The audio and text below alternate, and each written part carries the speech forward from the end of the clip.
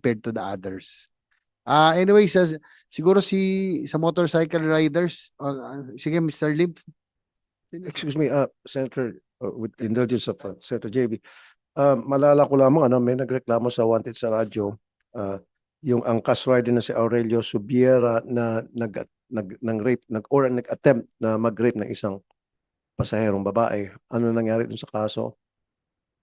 Angkas, tinutulungan niyo ba yung victim? Sir, maraming salamat po for that, sir.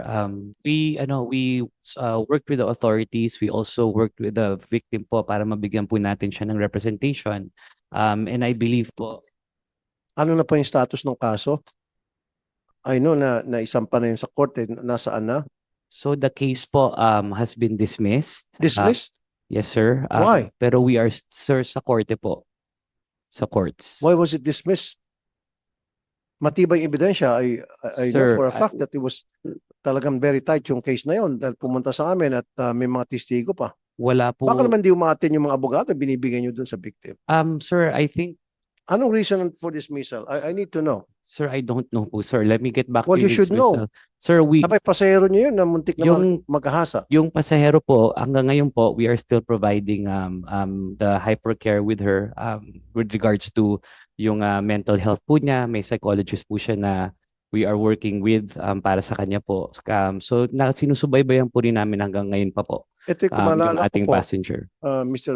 Royeca, nag-usap tayo dito noon. Yes, sir. And Apo. salamat naman, inaksyonan nyo, na nagpahatid to sa isang lugar at imbis na hatid dun sa lugar na gusto niyang puntahan, nag-divert itong rider dinala sa isang liblib na lugar at doon tinangka na siyang gahasain kung hindi pa dumaan yung may mga taong dumaan, senior citizen if I'm not mistaken, saka pa lang siya naawat at nagtakbo na, otherwise na-rape na yung babae dahil talagang nahubaran na niya. So, ang gusto ko malaman, sir, sabi mo na-dismiss. Siyempre, kung na-dismiss ng korte, alam niyo rin sana kung bakit na-dismiss. Anong reason for the dismissal? Hindi pwede na-dismiss tapos na. No, you shouldn't operate that way.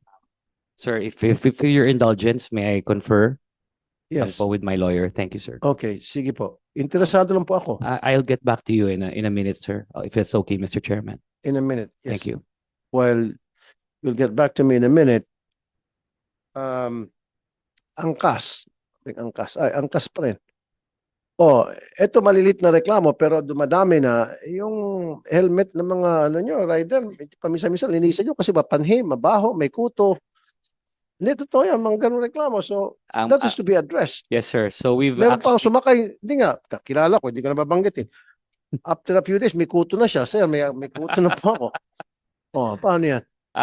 nag-establish na po kami ng mga charcoal sanitation para sa mga helmet. Tapos we also release, of course, mga subsidized brand new helmets. Meron na namin pong helmet cleaner na ginagamit po sa mga iba't ibang stations. So talaga pong sa init po talaga ng araw, Mr. Chairman, hindi po natin After 3 or 4 passengers, tatabi itong si rider ninyo, meron ilalagay na spray or meron po. So provide na yung yung tawag na yun.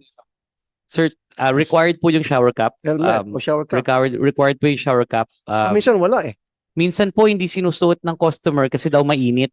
Yung po yung rason nila. But required naman po yung shower cap. Most of the time, almost all the time po, meron po tayong shower cap. Siguro meron mga ibang instances na nauubusan, but that's more the exception than the rule, Mr. Chairman. And then be sure also, for the safety of both the driver and the passenger, pag lasing, wag nyo isakay. Yes, sir. We have a full prohibition on that po. Pag may nakakalusot di ba? May meron po. reklamo sa akin. Lasing, pinasakay, tapos pinagsamantalang kasi alam na lasing nung rider, pinasakay niya kasi yun ang pagkakataon, matchansingan niya or magawa niya ng kabalastugan yung babae niyang pasahero. We have zero tolerance on that, sir. And kung na-report po yun sa amin, automatic ban po yun para sa biker. Alam po ng mga bikers yan sa aming terms of reference with them at sa training po namin with them. Okay. Yes. So you already have a minute. I'm giving you the minute that you ask. Ano nangyari sa kaso?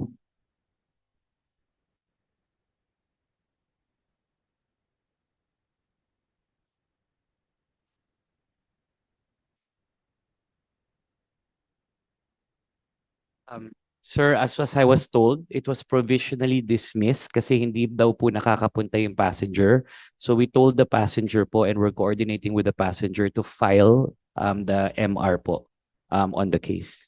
Bakit hindi nakapunta ang victim? That, sir, I will have to get back to you in terms of the circumstances. But we provide the victim po with all the necessary assistance in getting Di to ba kayo nagbigay the ng legal locations. assistance dyan, ng lawyer, tama? Dapat kayo. Yes. Oh, Yes. di dapat natututukan ng lawyer ninyo na, Sir, oy, ito yung araw ng hearing, we are. victim, We provide. prepare, and then kung kinakailangan, sunduin namin ikaw, you should have provided that kind of service. Sir, we did po. And then if you did, bakit dinakatin?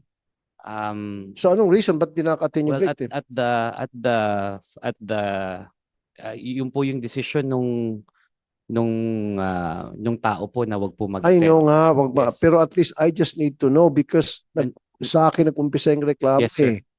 So I need, then pinasa ko sa inyo kasi okay ka naman kausap Apo. during the last hearing that we had here. Yes, sir. Sabi mo, sige, gagawin namin lahat. And sabi ko, I appreciate you for saying that. Now, gusto ko malaman ano ng status. Sabi mo, na-dismiss. Ngayon, sabi mo, hindi kasi nag-a-attend natin. Bakit hindi nag-a-attend? There must be a reason one way or the other. Pero kung nakipag-areglo, then labas na ako. Kung kagustuhan talaga ng victim na makipag-areglo, sila na lang yon. Pero kung na-dismiss dahil hindi nag-a-attend for whatever reason, halimbawa, hindi nakarating sa PINA, ano ba yan? Wala siyang pamasahe? O dapat Sir, kayo doon sa angkas ang should have taken over? understood po, Mr. Chairman. We actually provide vehicle assistance every time po that merong hearing. So, But let me give you a comprehensive Kaya nga, so briefing of bakit that, siya sir. na-dismiss dahil failed to attend? Ay kung nagpo-provide kayo ng free vehicles. Failure Oo, to attend po. Failure Yun to attend. po. Kaya nga, bakit kung nagbibigay ka ng free transportation? Sir, yung po talaga yung desisyon ng tao po na wag po pumunta, even may assistance po with, Okay, so with the yung tao? lawyers. Yes, sir. Oo. Ang ayaw.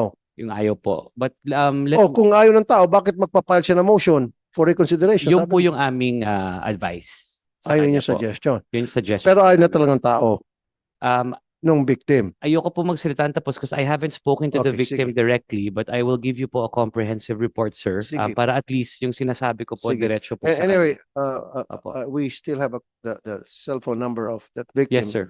And then Opo. siguro ngayon mismo, I'll have my staff call that victim Thank kung you, sir. bakit yan ang nangyari. Kasi I'm Opo. very concerned. No problem, sir. Okay. Maraming salamat, Mr. Yeah, Chairman. Senator JB, meron ka pang gustong tanong? Sir Chairman, ano ko lang, may nakita ko yung ad dito. Sa Move It ba ito? Gusto ko lang makita. Di ko